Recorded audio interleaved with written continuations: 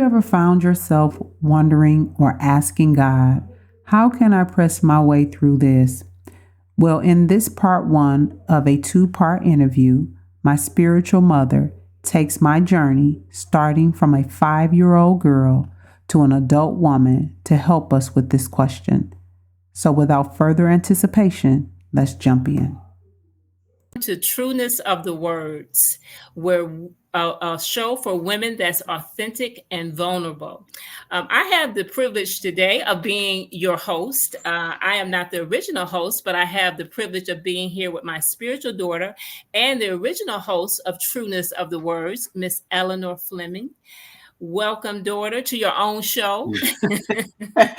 Thank you. Hello. And thank you for even being so awesome to do this interview and being someone that I trust so much to do this interview. So I want to say thank you again. Well, again, I count it a privilege to be able to that you trust me. I thank God for that. We've been on a journey together for a while, and so, ladies, my prayer is that this episode would just really encourage you about what as Elenor shares her life and just the example that of what the Lord has done in her journey and taking her from hurting and woundedness to healing and freedom and wholeness and just what God has done in her life, and that you would be encouraged that you too can trust the Lord with your freedom journey. So we're just going to jump into it. And I've been told that I can ask whatever I want. I'm going to test that.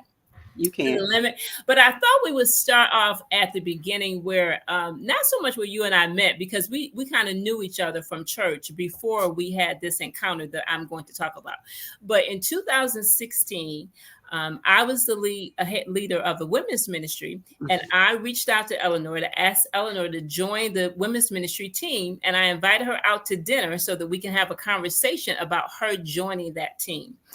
And I remember distinctly as we sat down, there was a few things that I observed about you. I could tell you were guarded. I could tell that you were questioning, wondering if you could trust me and what is this about? And is this something that I'm going to really do? I could tell that there was some woundedness there. There was some self-protection there. And I could tell that you are a no-nonsense woman. I could tell just from us sitting there in that moment. But I also knew some things about you, that you were faithful. You were a woman of excellence. You were a woman of your word, that if you said you were going to do it, you were going to get it done. And so I knew some things about you, but then I also just sensed some things in that moment. But I remember as I was talking to you about being in the ministry, it's like the conversation shifted, right? We were talking about what I wanted you to do and some things about the ministry, and the conversation shifted and you began to cry. And I could tell that was not comfortable for you. You were like, I'm not supposed to be shedding tears, That's accurate. So I just want to hear from you when the conversation shifted, in that moment, like what was going on in your mind and in your heart as you came to that meeting that day? What was your side of that initial experience of us meeting? Okay. So I'm going to say this real quick, even though you said it. When I say I did not know these questions, I almost regret that right now. I want to be able to answer that. But I don't remember everything, but I can remember this. I was definitely because trust was and is sometimes a concern for me. And so when we were talking about that sitting at the table, my concern was, how much of myself do I first of all have to give, if that is the case? But more so, I don't know you like that, and I don't even know if I can trust you. But there was a larger part of me that genuinely wanted to serve and honor God. And what that looked like to me was unclear. You were going to present before me something that, so I'm going to share something with you. I may not have shared with you before. This is an authentic and vulnerable show. So you have to. Oh my goodness. My thing was, I don't know you like that, and you're not getting ready to put something on me that you're saying God told you this. I'm telling you what I was there. I was like, you're telling me God told you this, but I don't know that the Lord showed you that. I don't even know if you're genuine or if you're real. You could be someone that's, I'm talking about what I thought at the time. I don't remember verbatim, but I know what I was thinking. And it was just, I don't know who you are in this realm. I don't know if I can trust you. I don't know if God really called you to me, or if you were someone that's just using God. Like, often there are some that do that. They'll say, oh, the Lord told me this or the Lord told me that. And it's not legitimate. So I didn't know for certain. So I had my guards all the way up and my antennas all the way up. Did I answer the question? Yes. No, I was just wanted to hear your side of what kind of was going through your mind, and I could sense all that and see all of that, and so I don't remember the exact words, but I think this is kind of loosely what I said that kind of shifted the conversation, because the Lord had laid this on my heart for all the women that I was asking to be a part of the ministry team. He had said, don't just invite these women and use their gifts in the ministry, but minister to these women that are going to be a part of the ministry. And so I think I said something like that I, because I knew you were gifted, but I didn't want to just, use your talents and you use your gifts and time and energy in the ministry. I knew God was calling me to serve and minister to whichever women that were going to be a part of that ministry. And I think in that moment, you kind of, I saw a little chip in the armor come down, where you kind of, began to kind of shed a tear, because again, I think more than tears. I was boo-hooing. You could tell it. I think trust, again, you, like you said, because of trust issues, you were questioning if you could trust me, or was I just giving, lip service again? Yeah. So my question is, that's us talking a little bit about what we met when we met, kind of what I saw. Like I say, I saw, I saw the walls up, saw the self-protection, saw a lot of the guardedness. But my question is, what brought you to that moment? Like, what caused you in your life before we had that meeting? What things happened in your life that caused that Elenor sitting across from me at that table to be guarded, to be wanting to control situations, not wanting to surrender in certain situations, or mistrusting people? Just talk about maybe one or two things that happened in your life that caused you to develop, those safeguards. Okay, so I'm gonna take a moment.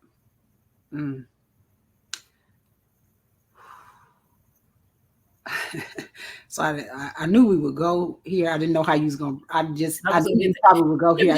I want us to go back before we go forward, because I'm trying to get the ladies to see the journey. You know what I'm saying? Because I met you in a moment in a space and time, but there was a lot of life that you did before you got to that point. And the other thing I want to say is that, and we're going to talk about this a little bit more. At that time, you had been saved for how long, Elenor? Oh, I've been saved for some years. Well, I actually grew to know the Lord at the age of 12. That's when I can officially say that I actually went to the Lord. I was 12 years old. That's a genuine thing. But then in my older years, I had rededicating myself to the Lord from a space of an adult woman understanding. So I was in my early 20s when I did it differently. And I mean early 20s. We're talking like 22 years old. Okay. So by that time,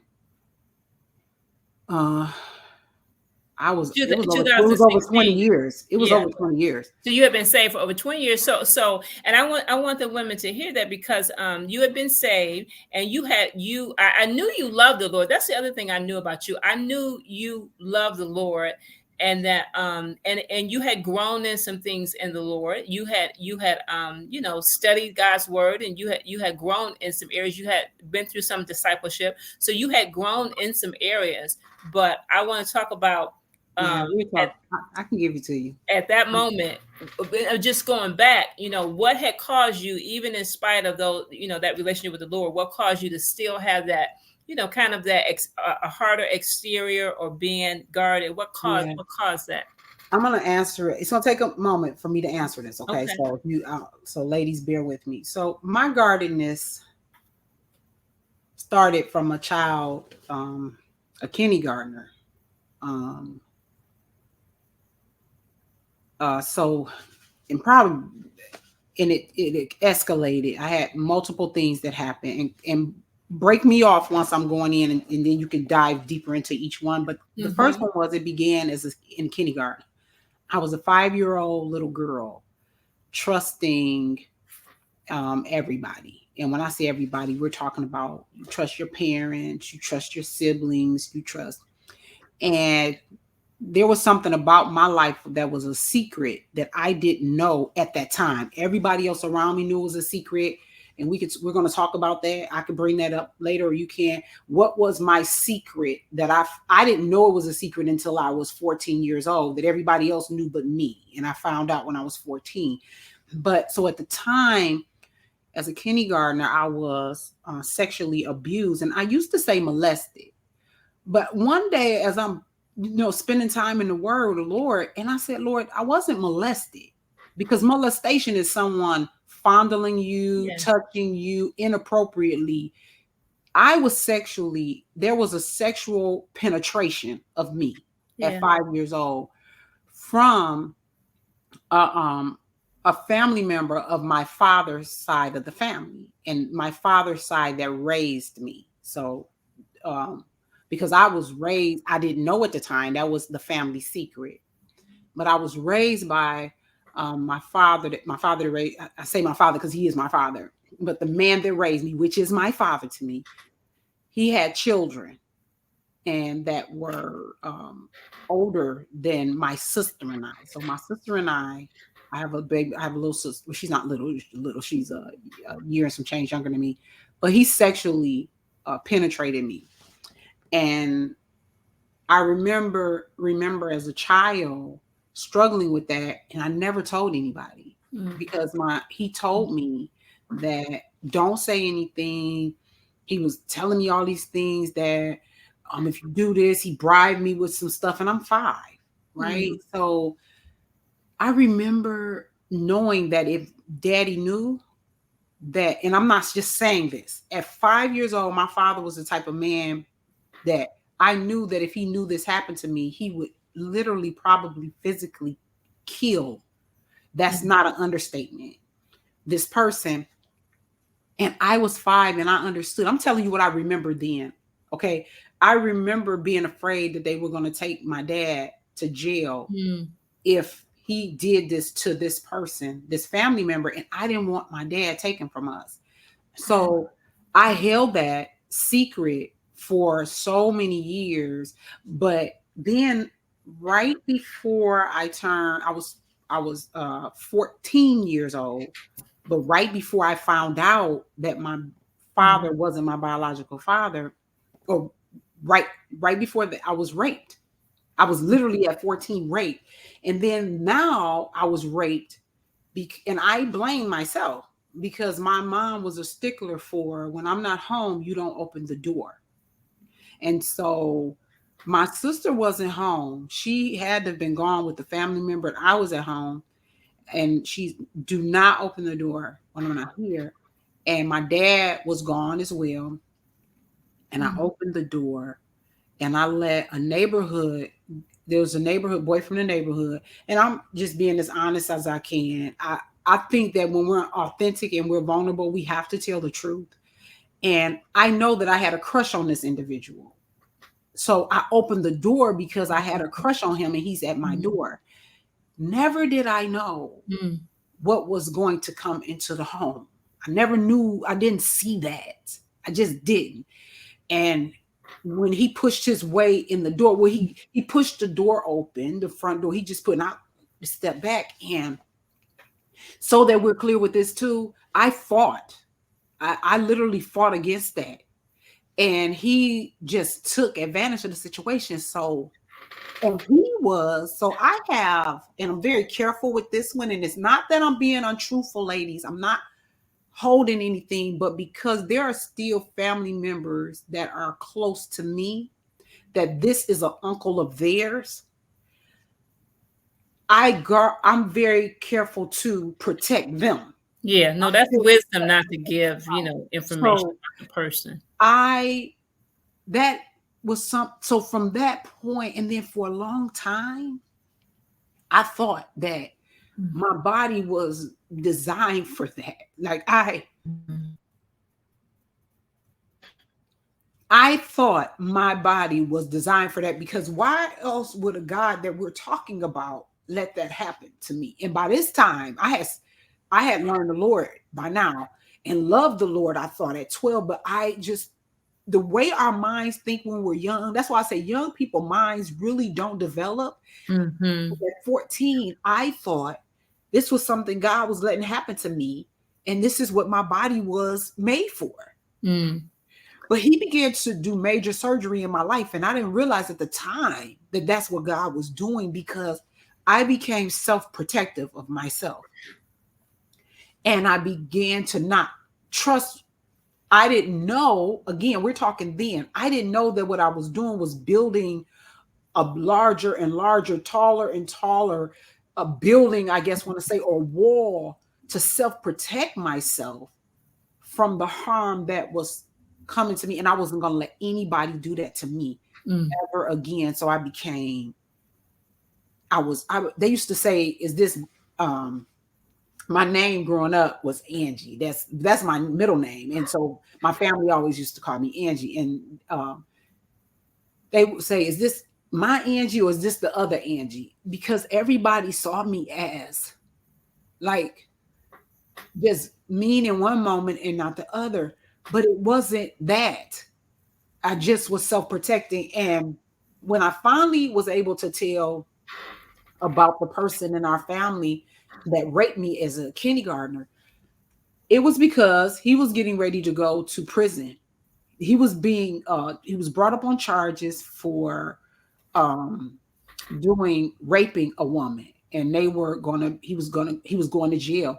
And the family was like, he didn't do this. He didn't. I stood up in that room and I told my mom for the first time, and I said, Mom, he did do that.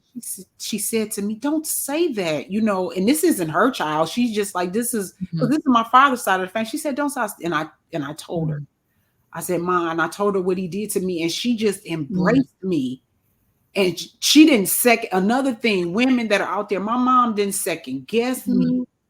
She didn't say, once I told her what happened to me, it was like, no, okay, then he did do this, because my child is telling me that he did this to her.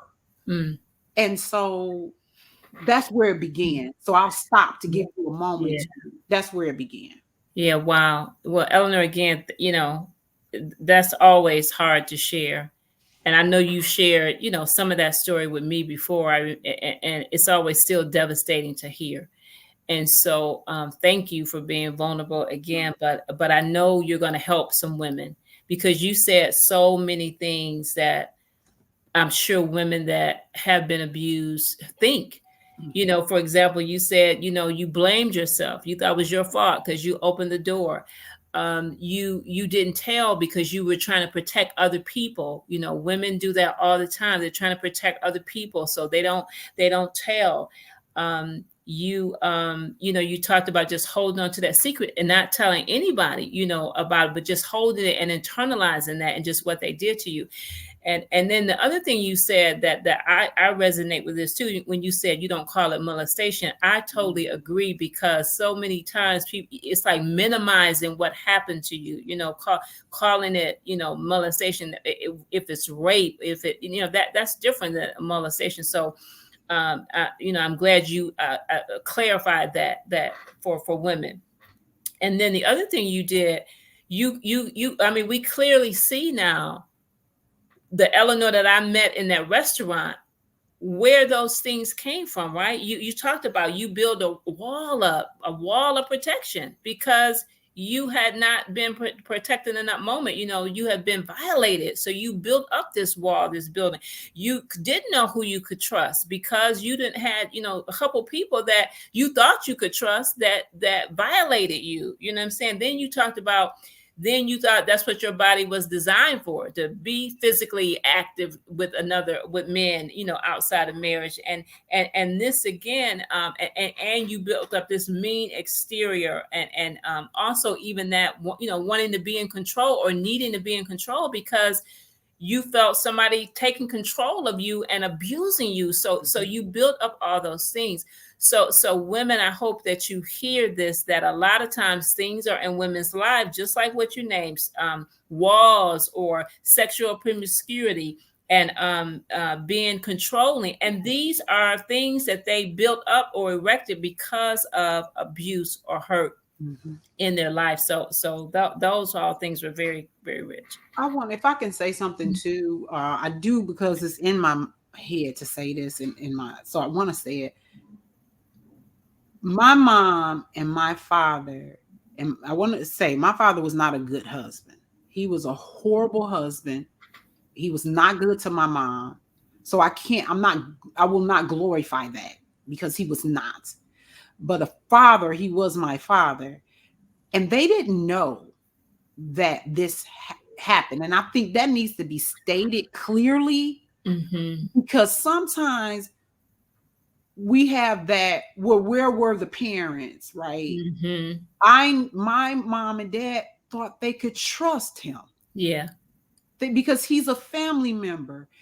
And that's going to come around too when we talk, because if that's one of your questions, why I was so protective of my daughter. Because I found early on the people you think you trust or can trust, that we think you can't trust them. Yeah. So yeah, it is that when trust is violated, it just really impacts your whole life, because like you said, you then begin to, you don't know who you can trust, because now you're looking at everybody, just like you said, you were looking at me suspicious, like, who are you? And I don't know you, and can I even trust you? So you develop this suspicion of everybody when you have been violated, like that. Another thing you said, Elenor, so not only were you dealing with the abuse from being at 5 years old and 14-year-old, but you were dealing with the whole identity issue of your father, because even though, like you said, your father, he was a good father to you, when you find out a secret or something that is not as you thought it was, it does impact you. You thought for 14 years that this person was your father, and then you find out that it's not. So that had an impact on you as well. Talk about maybe how did that impact you? Like what were the emotions did you have? That still impacts me. I didn't think that did though. I'm sorry. I didn't think that did. And I think what it is I suppressed that because you think you're grown. So at 14, we'll just talk about when I was 14, it impacted me because why did somebody say something like this to me? Right. And I remember thinking, so my sister has a father and I don't. I remember thinking that. And because he was your sister's father, you found out, but he wasn't your father. Right. But the circumstances behind it, oh my goodness, the way it happened. My mom was, she came from an excellent back home. She was adopted by her cousin. So she was raised separate from her siblings, her family, but she was adopted by her cousin and raised by her. So she had, oh my goodness, she had an awesome upbringing. My grandmother that raised my mom, she was educated. She was, that's not to tear down anybody else. So please don't take it that way. She was educated. She made sure my mom had the best. They lived in an affluent area. So my mom was genuinely blessed in that space. And so she left home because also with that, in that day and age, they were very strict. And so when my mom was in college there, she ended up as an adult. You know, you 20 years old, who runs away from home at 20, right? But my mom did because my grandmother was so strict, and so she came to Michigan from Alabama. And so she came here a naive young woman. That's, you know, and that's not naive like she's a bad. She was young. She was sheltered. So she came here, and so she gets pregnant with me, and she's dating a guy that she thinks is just a guy that's normal, like just a regular guy. And she gets pregnant, and he says pretty much, you can't have, you know, I'm married. And she's like, did not marry. Like I'm telling you, even, and you'd have to know my mom. She's such a mild-mannered, tempered look. You'd have to know her. She is, I don't even know how my father even ended up with her, because she's such a jewel, a different type of woman. And she was that way when we were kids. She never smoked, she never drank, she didn't curse. She was just, she loved the Lord. And but she was young.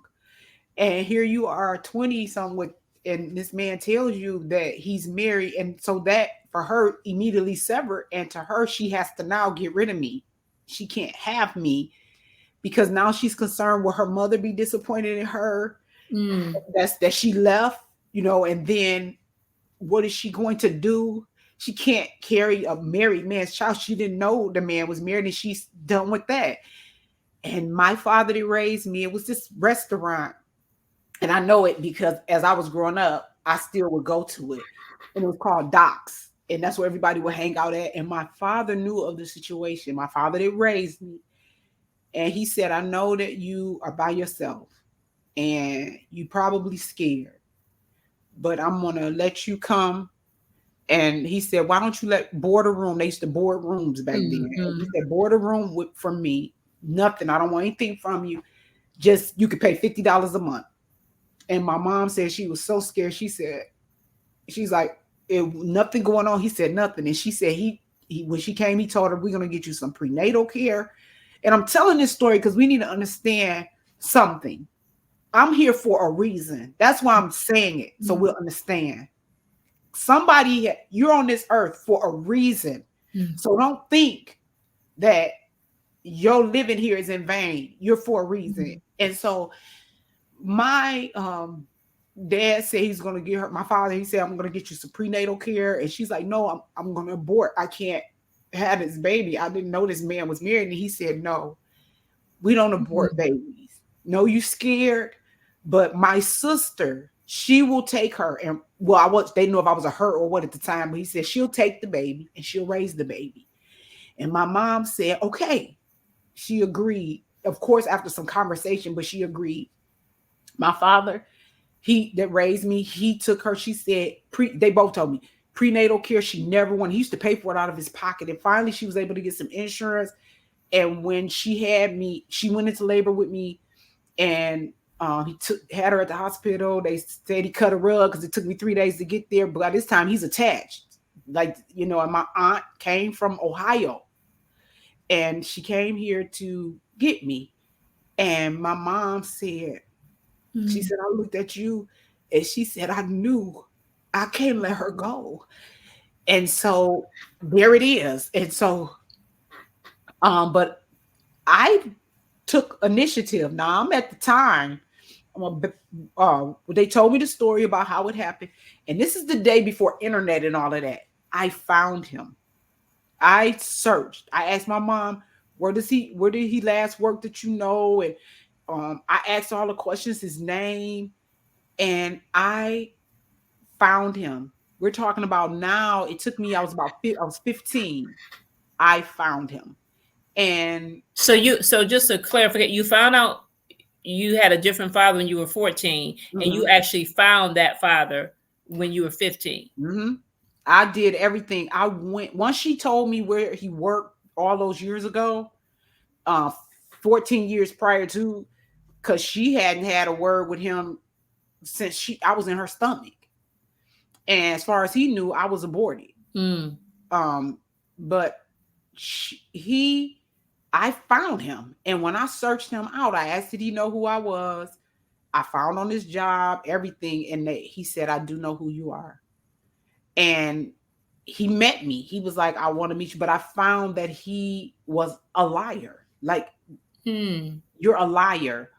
And so first of all, initially, the first encounters with him, you could tell that he was a liar. Yes. Because first of all, I began to understand. I was becoming into knowing then that I've always been very analytical.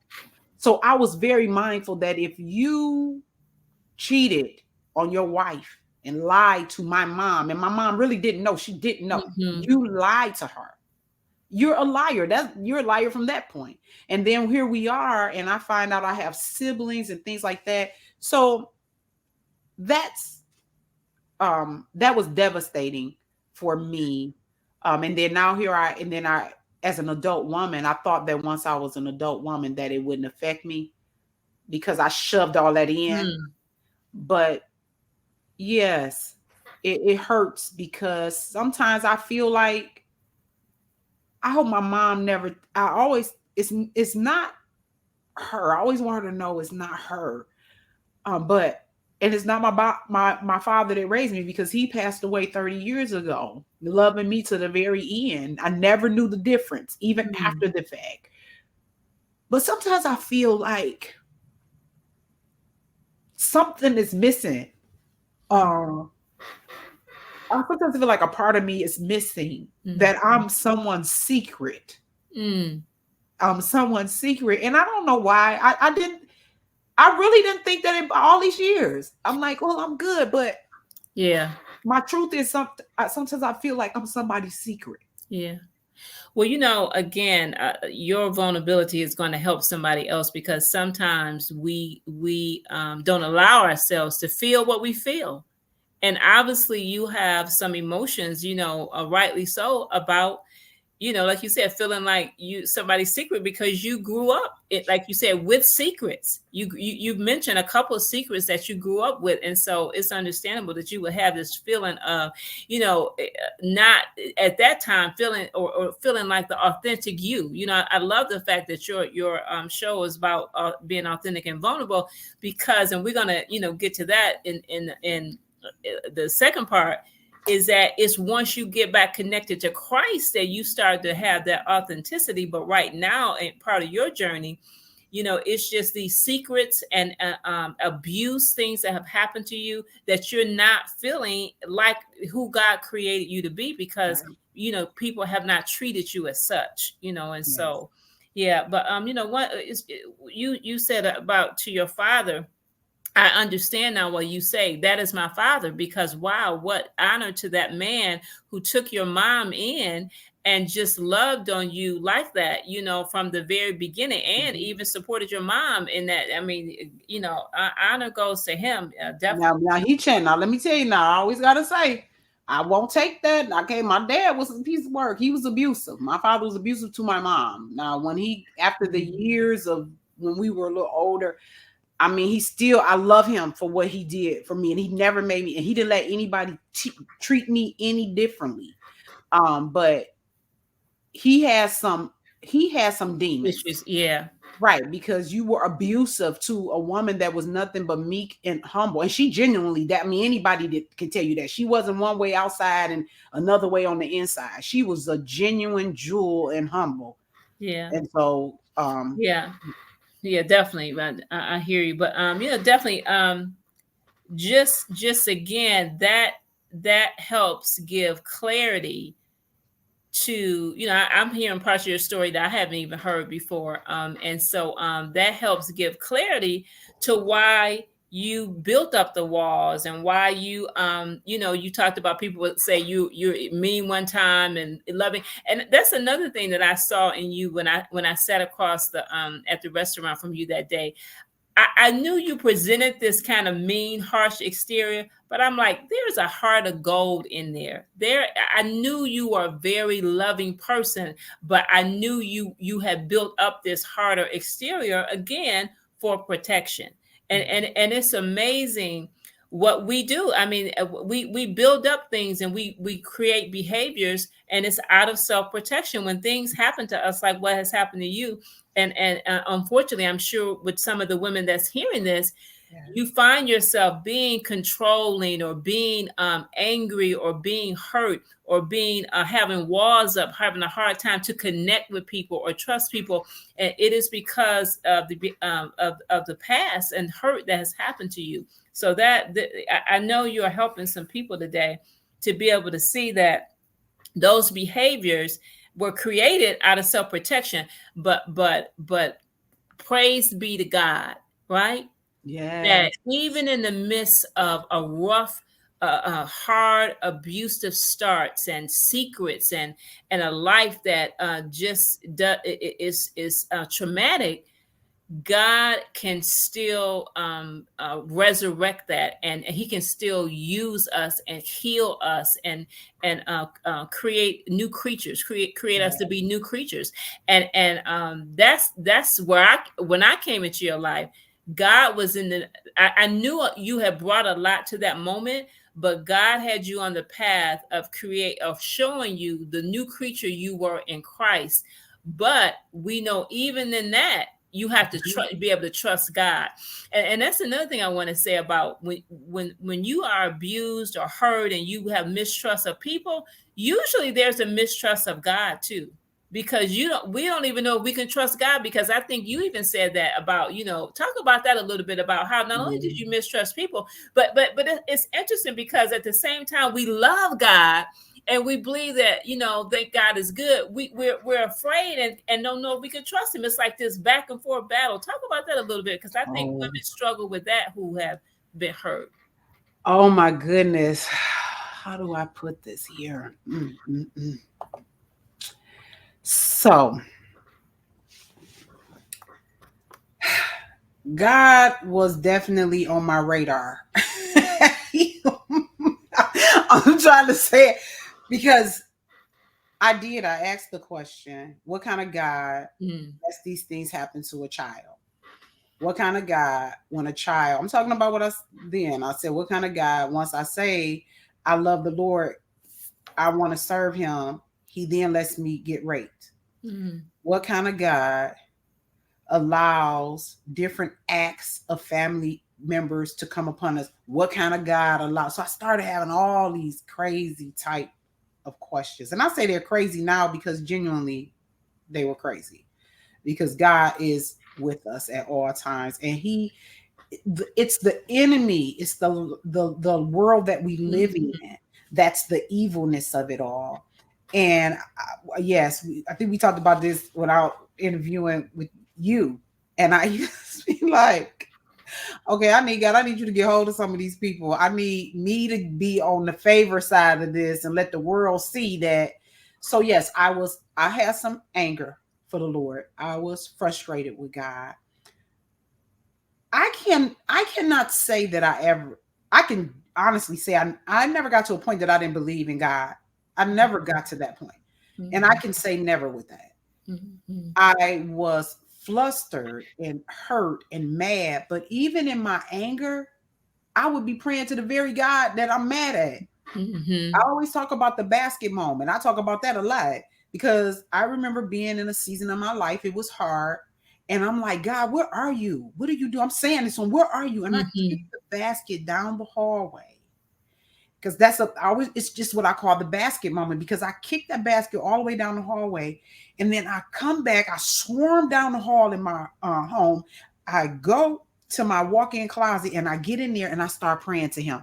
Now I'm mad at Him, but I began to pray to Him because I said, I need you to show me that you are God.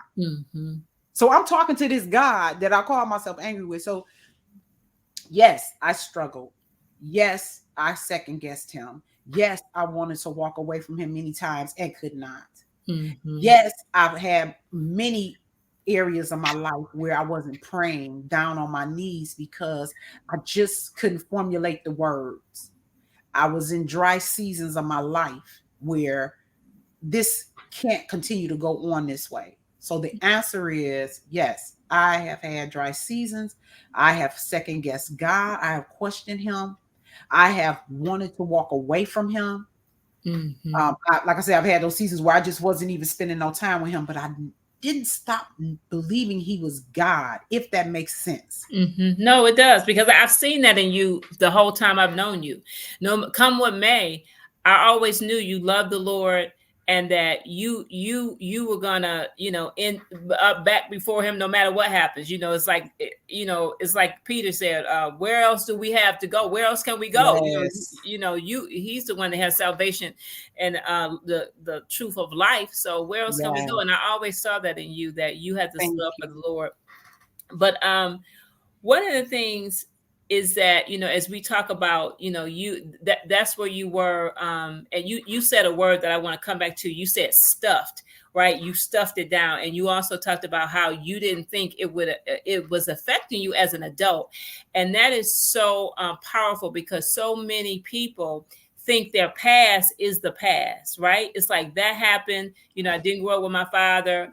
I was raped, or whatever happened. I was, I was verbally abused, or whatever has happened to us. We think that's the past. And it's like, I'm an adult now. I'm living my own life. And we think it's not impacting us right now, but it is. And you're a living testimony to that even as you talked about the whole issue of finding out who your real father was, being surprised at how emotional and that is for you, and how that impacted you. And so people, I think that would just help people to know that these things impact you as adults. So don't ignore them. Right. So that's the next part that we're going to get to in this second part. We're going to talk about how do you deal with it as an adult? How do you go back and deal with your past and begin to break down those walls and strongholds and things that you've erected for self-protection, mistrust, and all that? How do you tear that stuff down, or allow the Lord to tear it down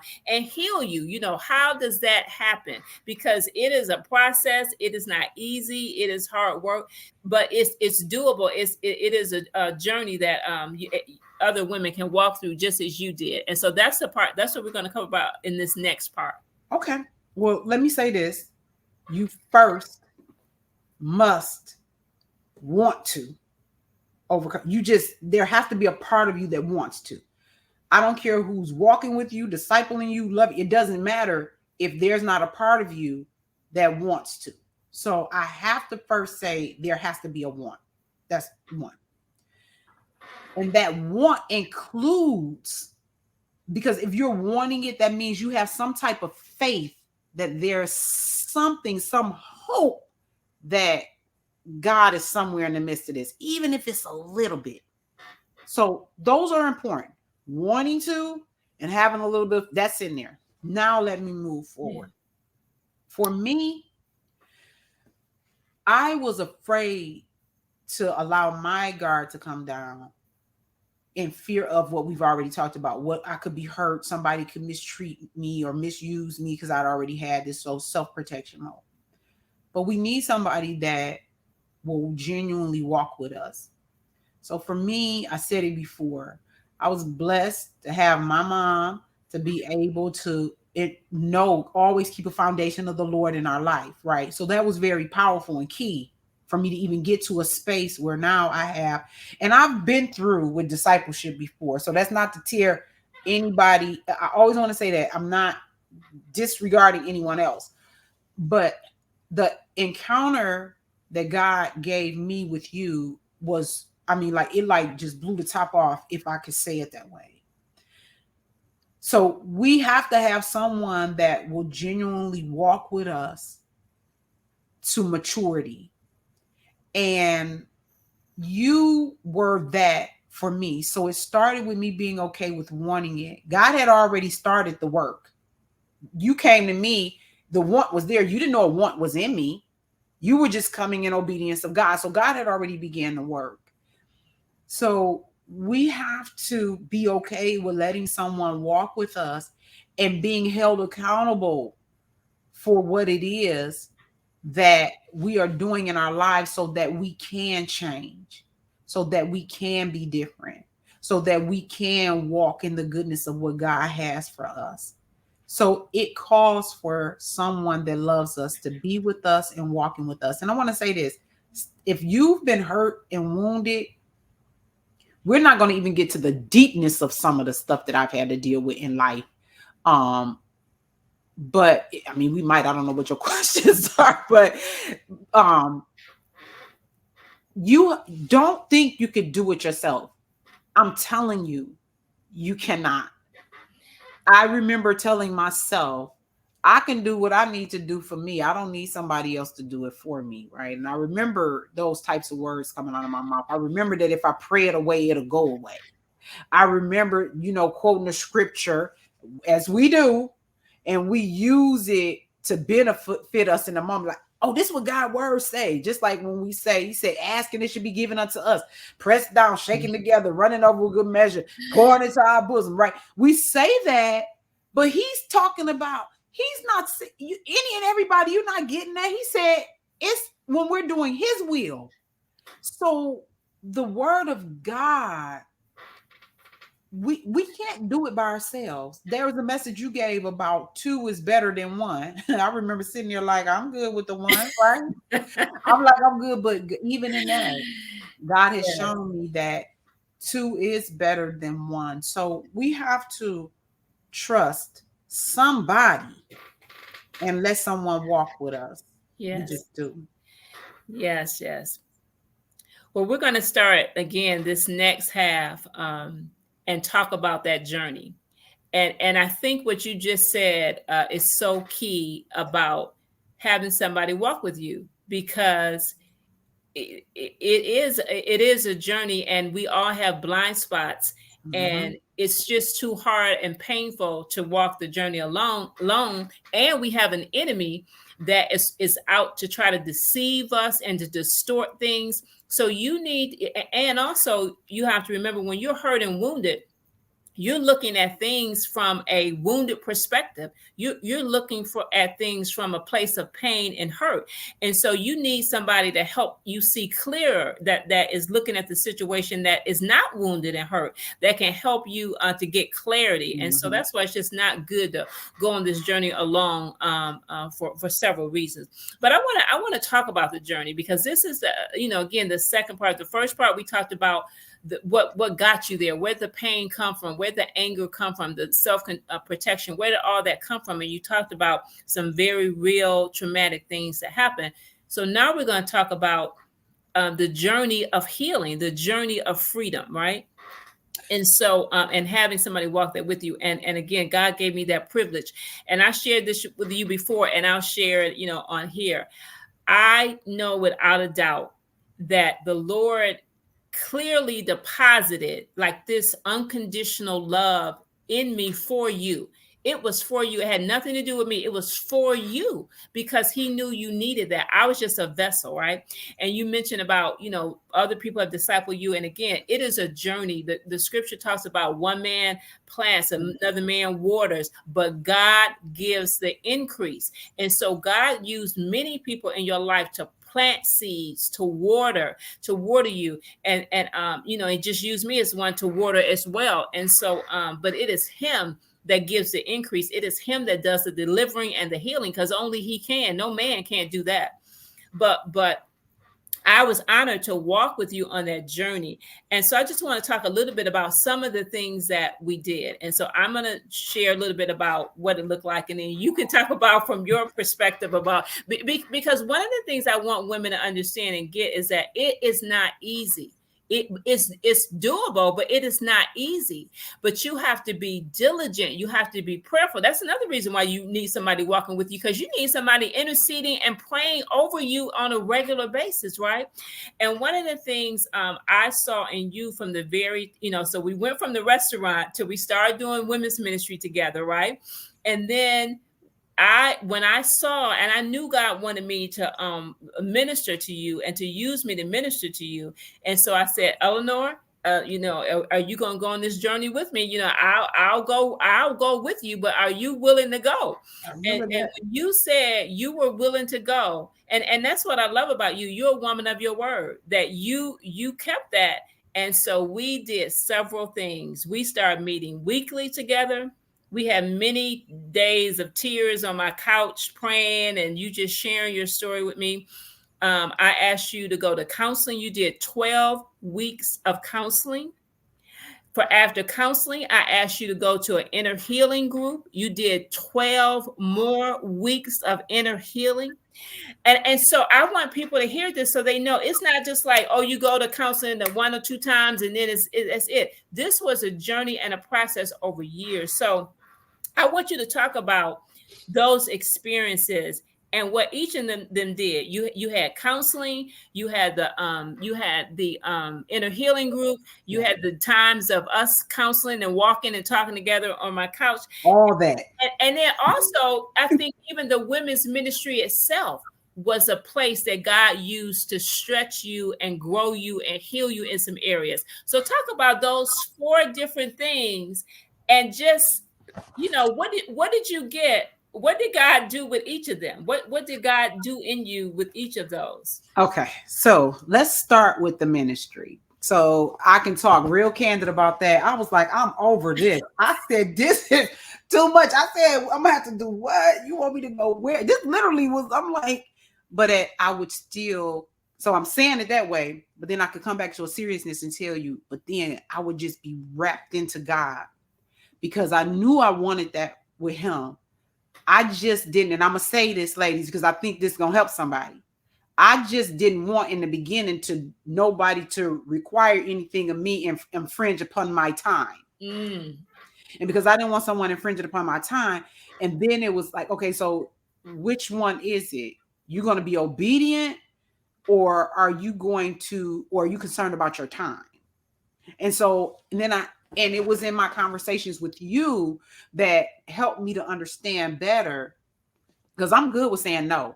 I say no first and I say yes later. Anybody that know me know that I do it to this day. I'm telling you no first, and if I can work it in, then I can come back and tell you yes. But one of the things that with the ministry portion that you gave me a sense of peace. That was, you won't get everything dumped on you. Yes, I'm going to call on you. Don't just say no because you just want to say no. Try to do it. And so you didn't force it on me. So what I went into it with was, I'm not about to go. I know I want to do it. I'm going to do it, but I don't want nobody doing this. But then something began to happen. Oh my goodness, God started working on me so heavily. Like I started having a genuine love for women in the ministry.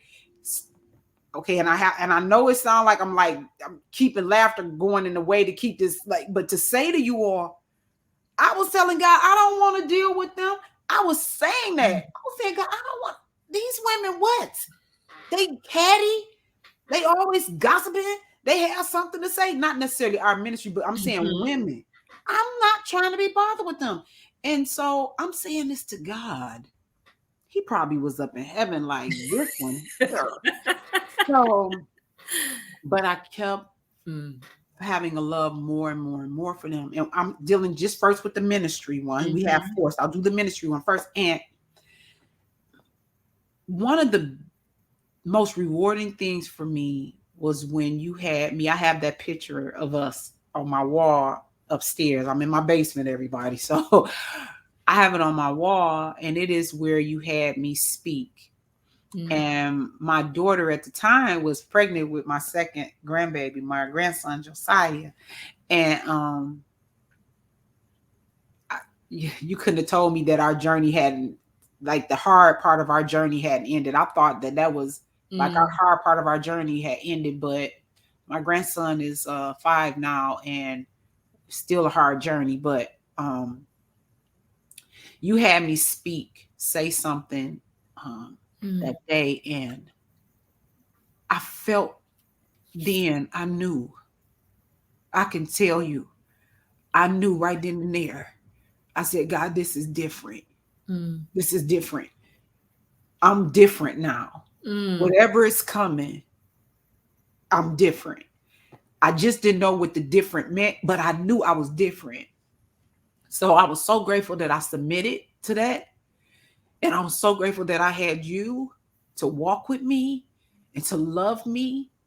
My freedom wasn't all the way there yet, but I could feel within me that life is different going forward, however that looks. The counseling, wow. So the counseling part, I really want to give her a shout out, but I don't want to, I try to be respectful on here, not putting names out. But when you had me go to the counselor I went to, she was amazing. We were able to pray. People go to counseling and they say they have Christian counselors and this and that. No, we were able to pray, go through my assignments. I had assignments that I had to do. I remember saying to her, what kind of counseling is this? And then I thought, I was like, my spiritual mother put you up to this. Like, what do you and her talking about me? Because she's like, no, she was in tune to where I was, and everything was biblical. Nothing was outside of the biblical realm. Everything. So that was not an easy 12 weeks. I think it was more like 13 though. And you say don't take away your week.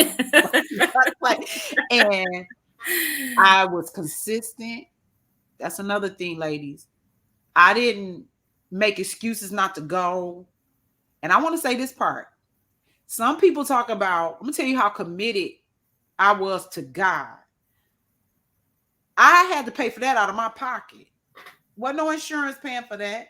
It wasn't that I don't have insurance. It's that this is being paid for out of your pocket. And so I remember saying to the Lord that if this is where you'll have me, you'll provide. He provided every single time. So I'm saying that so women understand we have to put in the work. And sometimes that means financially for our healing. And God will provide the rest for us. So that was a portion. I'm just giving a short version of it. And you can ask me something specific in those if you want, but it was not easy. I had to share. I had to be open. I had to tell the truth. You can't play games. If you really want to be healed, you're there. You might as well put in the work. And I had an awesome counselor to do that with me. She checked in on me, made sure my assignments were completed, and I made sure my assignments were completed. So the thing about it is, don't get a counselor that's just giving you an assignment and moving you on your way. My counselor held me accountable. She held my feet to the ground. She would send emails, a message, hey, how you doing? And not just, did you get your homework done? How are you feeling about this? How are you doing with this? Awesome counselor. The healing portion of it, when I went through before you go to healing, I'll interject a couple of things and I have you go to healing. So I love what you said about, again, that this is what's key is that the healing journey is going to cost you, right? It's going to cost you sacrifice of time. It's going to cost you sacrifice of sleep. It's going to cost you money. It's going to cost you. And so that's what, ladies, I hope you hear that, but it's worth it. I mean, again, our interview came out of you reading, the letter that I wrote you. When I sit here today and look at you, I am amazed at all that the Lord has done. It is so worth the cost and that much more. It really is. And so, ladies, fight for your healing, whatever it takes. And then even, you mentioned about a Christian counselor. When you go to counseling, make sure your counseling is Christian and that it's not just a tagline, on their card. But like Elenor said, they are bringing out the word. They are teaching and talking biblically. They are giving you biblical assignments. And that's so, right. Those things was what benefit Elenor. And then the other thing is that you talked about the women's ministry. One of the things I saw that God did with the women's ministry, I think about, you and the connection you made with women, a specific woman I'm thinking of in the ministry. I know who you're talking about. And again, it was like you were fighting that all the way, but God was just softening your heart and little by little tearing down that wall to where you started, like you said, not only to connect with the other leaders in the ministry, but you started to care for the women. And I think having you in that place of doing women's ministry was ministering to you at the very same time. And it was just a joy to see God do what he kind of told me that's why I was inviting you, to meet with. So that was exciting to see. So you have those two things, and you got fruit from both of those two things. Now you got a third thing, the inner healing. Talk about that. So the inner healing. Well, there were 4, but we'll do this third one. I don't know what the 4th one was. I can't remember. But the inner healing. Wow. So I don't want to put them on a toss up, because I don't want one to, if they ever even look at this for some reason, they randomly might see this. I do have to say that the inner healing really snatched it on home. So you possibly can say one man plant, another man waters, right? That inner healing did me on a whole different level. I had some breakage inside of me, some yoke broke. Like it was, I remember we had to stand up against this wall, and we had the praying we were doing over something. And I remember saying, I don't know what we doing this for. I'm telling you the truth. I said, I don't know what we doing this for. But let me just tell you, I'm the one. I'm the one talking about, I don't know what we doing this for, and everybody around, right? And I'm the one that ended up, the Lord snatched me so hard. I mean, it was like, I wish I could describe I can't even describe it, because I didn't realize what was really going on until I came to. Did you hear me? Mm. When I came to, I didn't realize it was, because I got a real close connection from that one. Not talk about me not liking women, and I ended up getting like the best jewel of all in that from that. She is right now, like we just like that.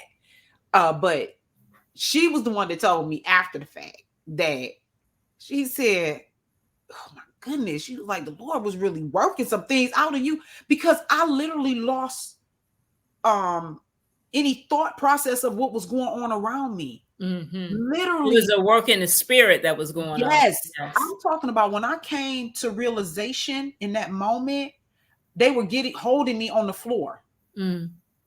That's how far in the spirit I had gone. I wasn't mindful of anything around me, but only, and I say that because I'm letting women know, I'm sitting up there talking about, I don't know what, I remember saying, I don't know what all this about. We about to talk over here or something we put up on a wall. We wrote it down, and I'm talking just.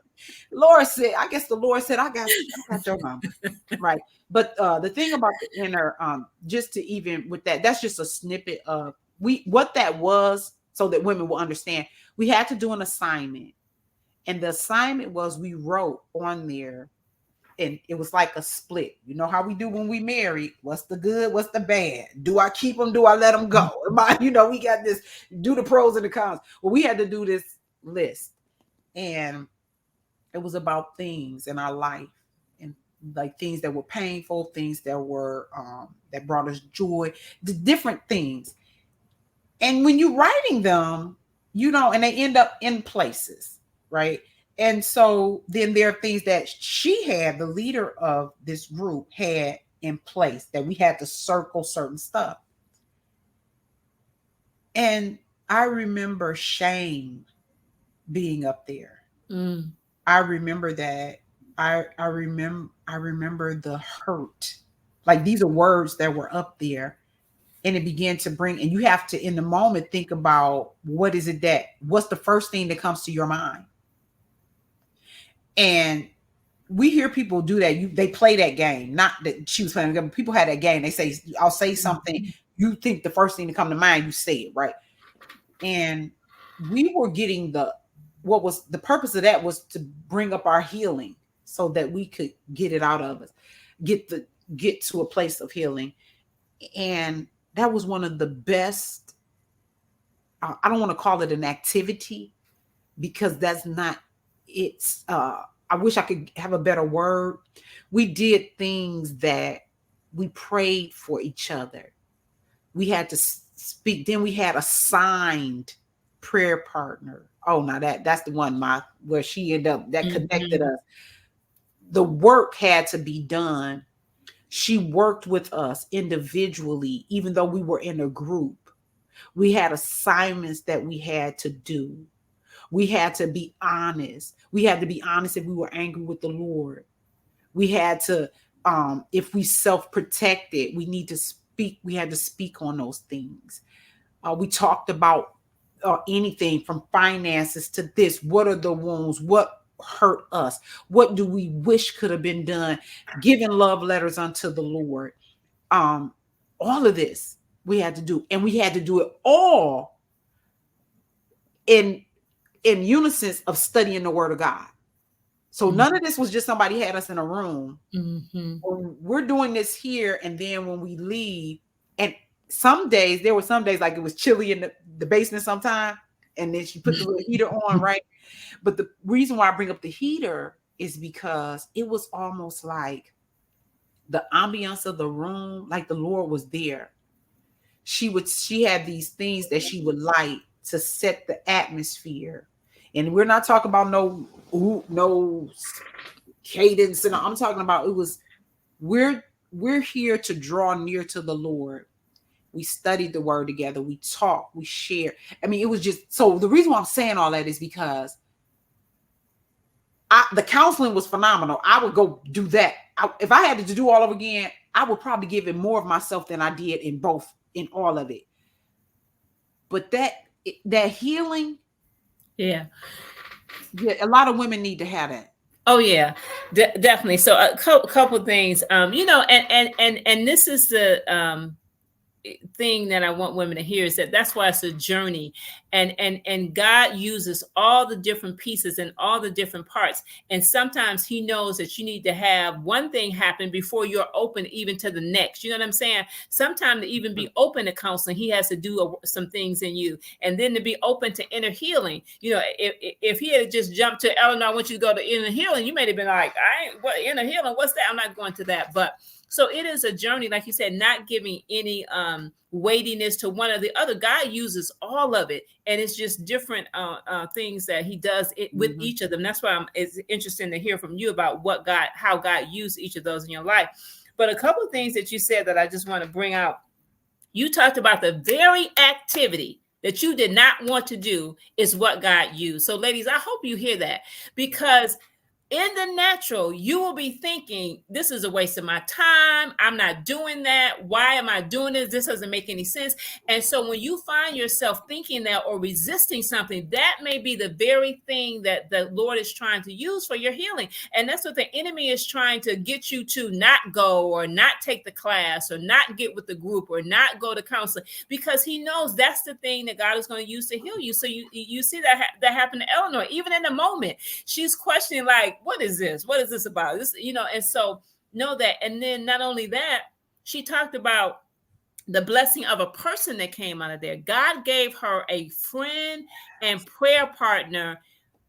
I mean, that's just amazing. Right. And again, if we are not obedient to where God is trying to take us, we don't get the blessings and the fruit. Not only will she not get the healing he's trying to give her, she doesn't get the friend and the prayer partner that she got out of that. She doesn't get, the relationships that God is trying to give you out of that. So it is so important that when you're on this healing journey, that you are obedient, and that and even that's why it's good of having somebody to walk with you, because that's what I would always say to Elenor. Elenor, do you trust me?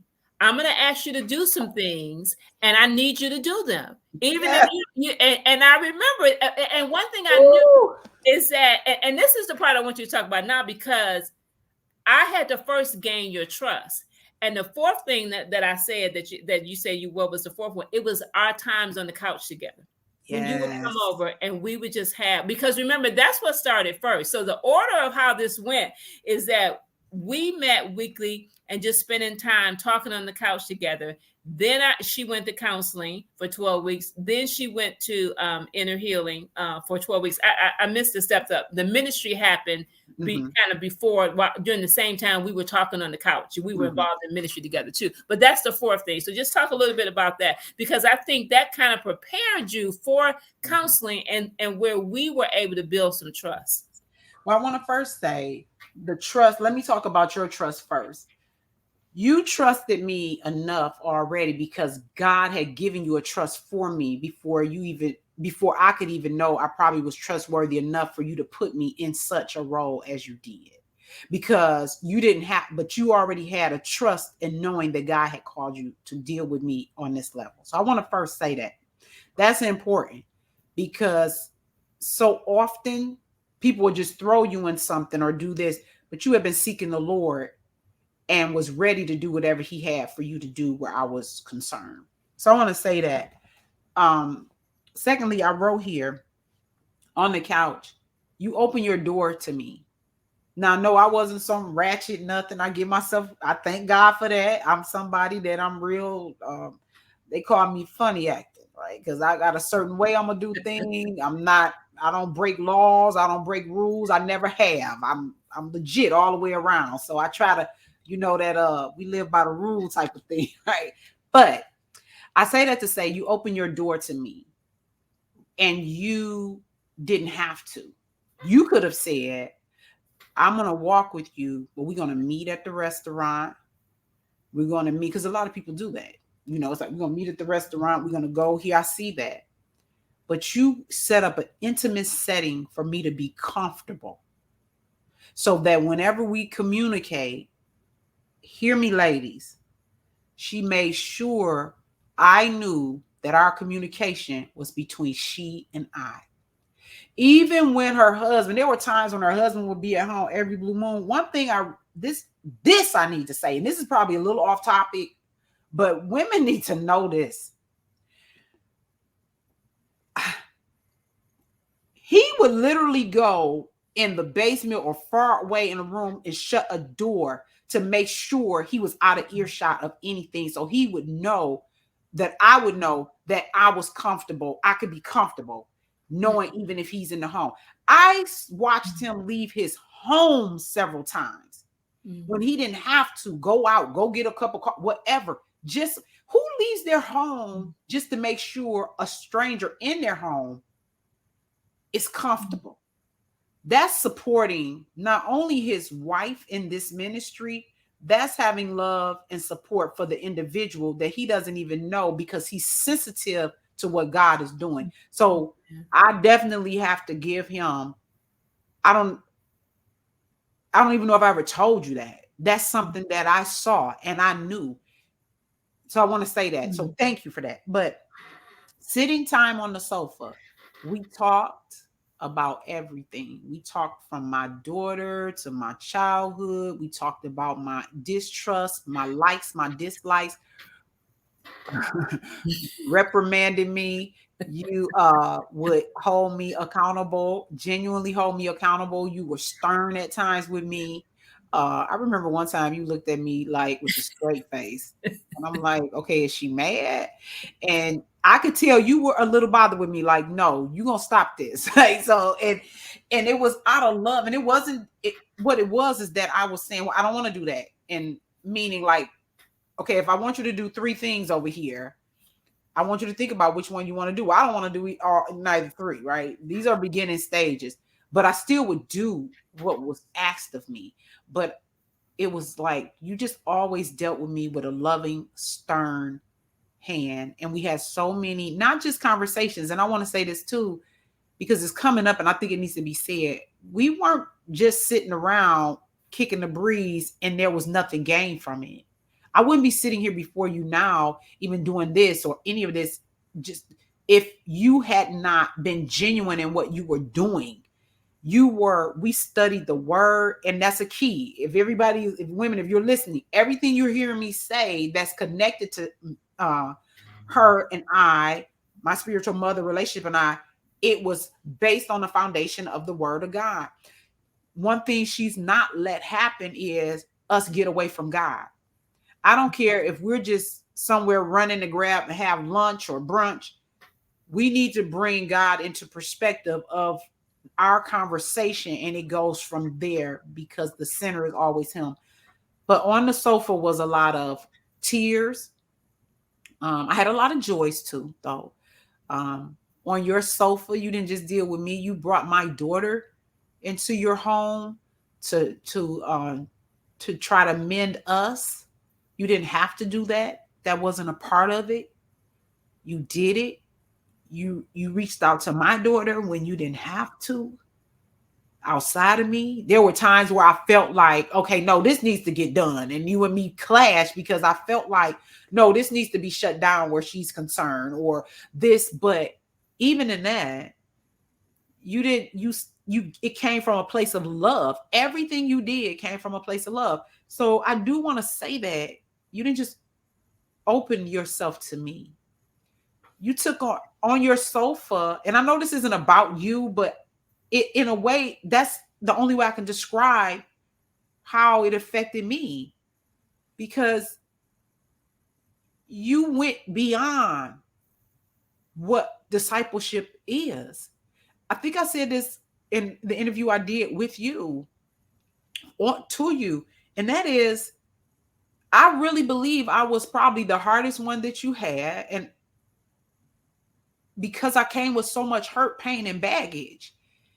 And I might have been the most defiant one.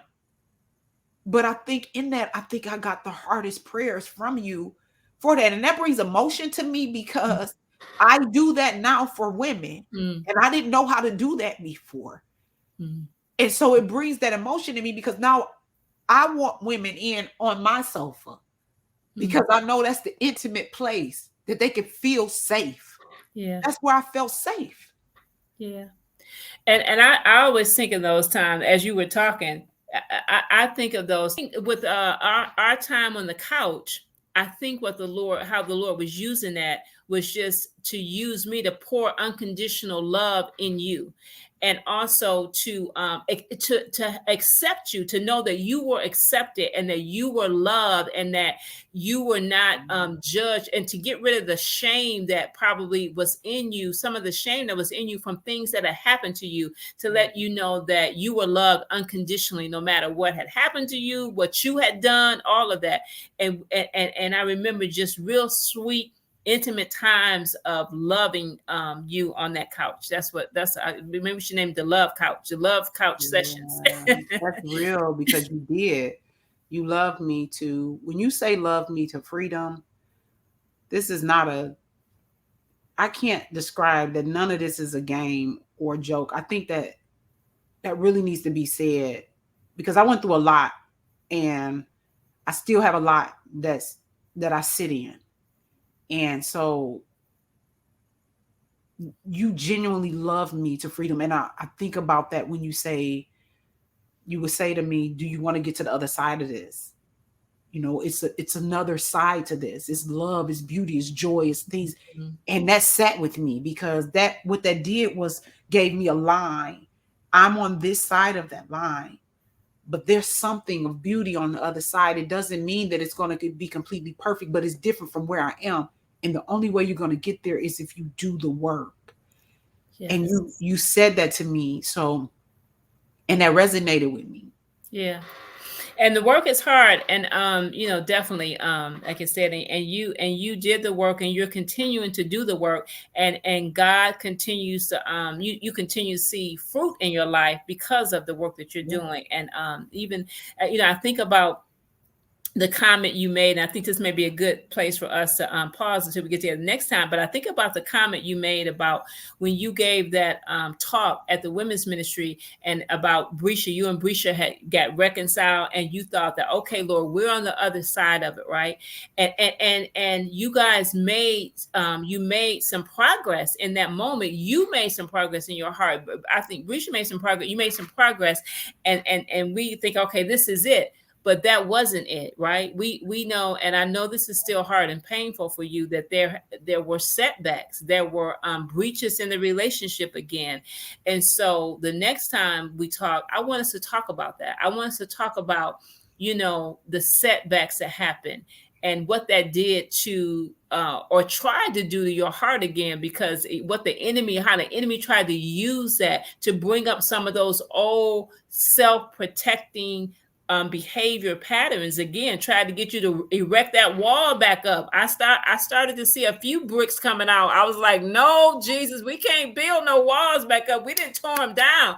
So I want to talk about that next time, because again, we want to give the ladies the reality of, like you said, this journey is real, and it's not all a yellow brick road. You have some setbacks, and you have some hard moments and months and times, but it doesn't stop you from just persevering even through the setbacks. So we're going to talk about that next time. We're going to talk about your relationship with your daughter, and we're going to talk about what caused you to have the setback, and then how did you even get back from that.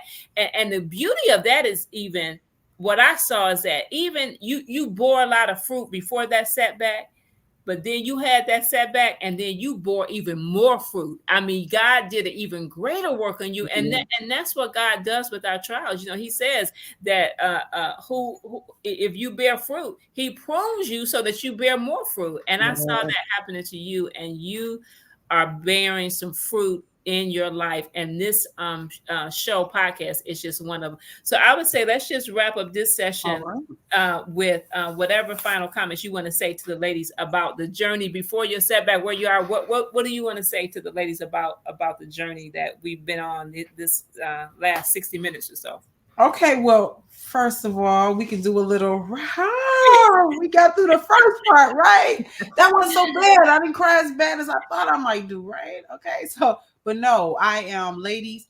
I want to first say thank you, Mother Letitia. Thank you. I appreciate you so much. This is part 1 of part 2. So we will be coming back together, speaking just as well, because she has control of the questions. She has control. She's narrating this thing as to where we go. Remember, this journey is about us getting healing, and God is in the business of healing us.